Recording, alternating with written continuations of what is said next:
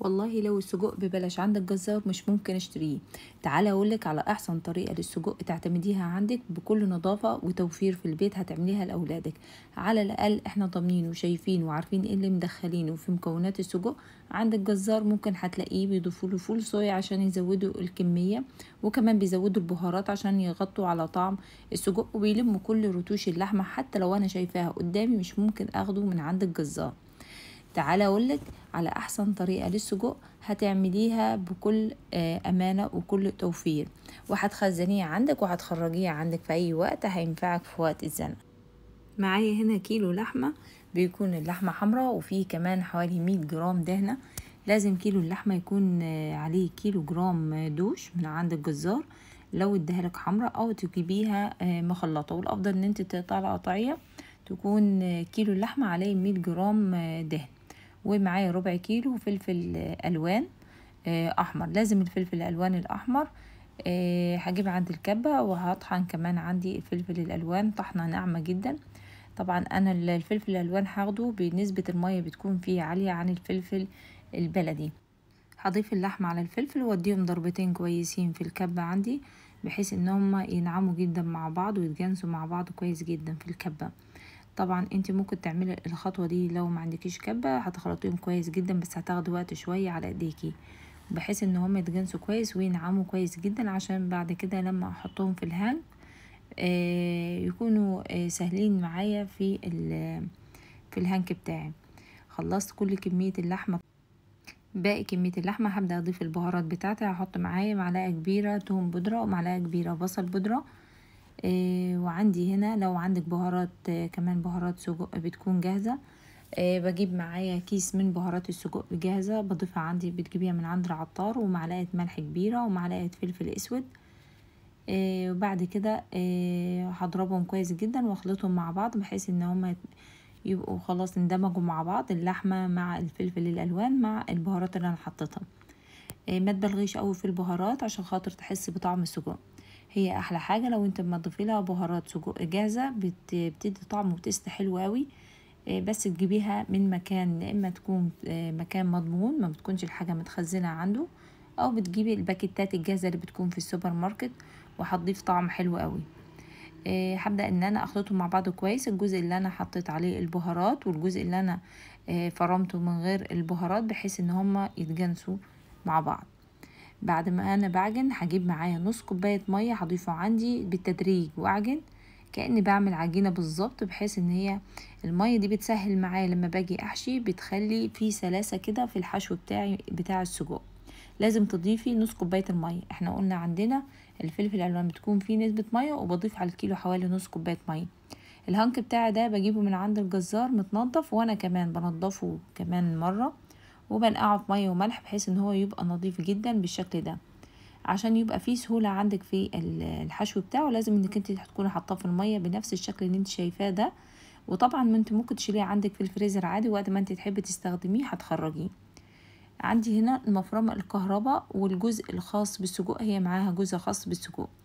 انت ممكن تحشيه كمان لو عندك مفرمة البسكوت اليدوي، بيبقى معاها برضو فيه قطعة ممكن تحشيه برضو عليها، بس هتاخد معاك وقت شوية. او ممكن القمع اللي هو اللي احنا بنملى بيه الازايز ممكن برضو تحشيه بيها يدوي. انا هنا عملت على المفرمة الكهرباء زي ما انت شايفة بيبدأ يضخ.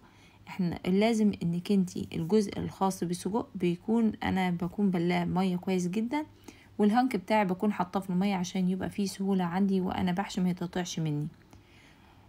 هبدأ احشي معايا. طبعا بشتغل كل الكمية، تشتغلي ممكن 10 كيلو سجق وانتي مش بتحسي بيهم لو اشتغلتي على المفرمة الكهرباء، مش بياخد وقت خالص خالص خالص.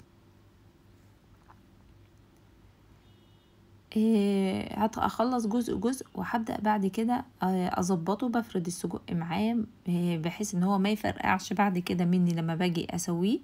بخليه مرتاح في الهانك كده ما بيبقاش مليان قوي.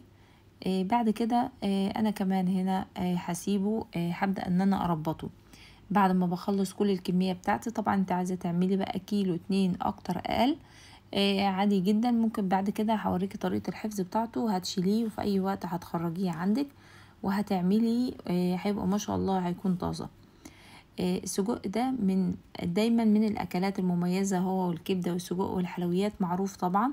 بس هو بصراحة السجق مش ممكن ان احنا ناكله من بره ولا اشتريه جاهز من بره مهما كان المكان نظافته، لان انا نفسي مش بضمن نظافته من اي مكان حتى لو انا واثقة في الجزار بتاعي. ركزي معايا هنا في طريقة التربيط بتاعة السجق، ودي خطوة مهمة انك انت هتربطيه وتقسميه. بمسك الجزء ده كده من فوق من النص، وهبدأ ان انا افرغ الجزء عند صوابعي والف لفة، واخد الطرف التاني وادخله جوه الحلقة بتاعتي. شايفة؟ اديني فرغت الجزء عند صوابعي، وبعد كده هلفهم على بعض وهاخد طرف منهم وادخله جوه الحلقة كأني بعمل عقدة بالظبط.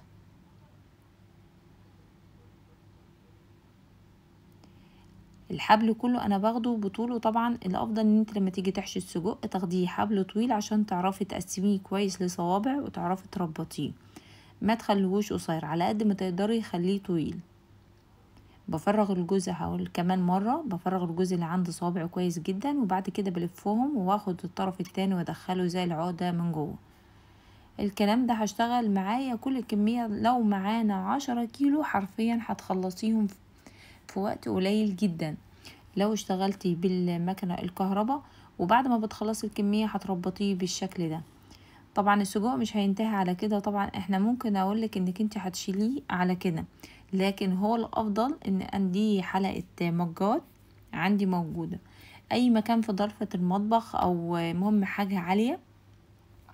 انا علقته عندي هنا على الشباك، وهبدا اعلق السجق بتاعه كله بعد ما خلصته تربيته وربطته كويس جدا.